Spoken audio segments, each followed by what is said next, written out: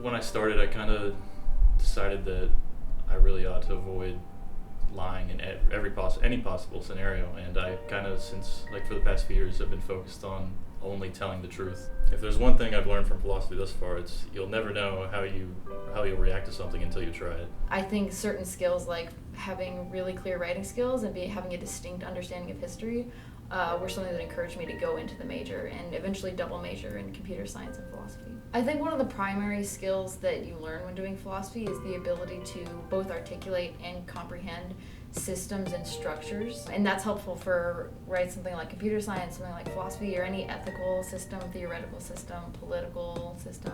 I've been obsessed with what it means to be present lately. I think in our day and age, our biggest commodity is our attention.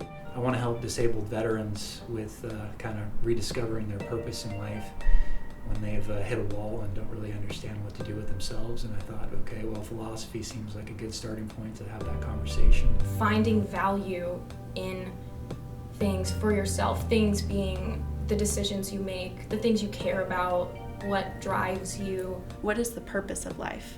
Like, why am I doing these things? Learning like different ways of debating and arguing, and different ways of engaging thoughts, different ways to think, not being tied down to just what I've been around. I thought that was just so freeing. When I started to think about philosophy, I was like, that's perfect, because I think all the time about everything. I took my introduction class to philosophy and I loved it. If you're someone who loves having conversations that you can't have in your normal classes, if you're trying to ask questions that perhaps go too deep into the text, that don't necessarily fit within the surface level studying you're supposed to be doing within that class, then maybe philosophy is for you. Because in philosophy, you get to challenge the text you're reading. You can write a paper on why you disagree with the author and get a 100. With philosophy, there's a general consensus that there's not like a right answer.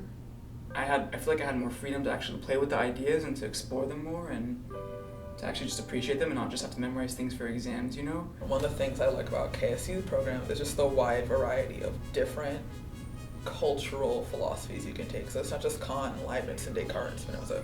You can do Latin American and Caribbean, which I'm doing this semester.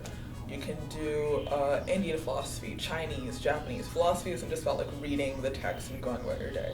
You need to have enough of a backbone to be able to understand what's being said to you and then give a critical response. It's not so much about regurgitating, making up stuff. There's a reason why a lot of people do philosophy before they go into law. It really has dramatically improved my writing skills. Communication is such an important skill in the workplace, whether it's like sending emails or writing creatively or writing business proposals. Like, that is a skill you need to develop. Philosophy is the mother of disciplines, like where it's all at, you know?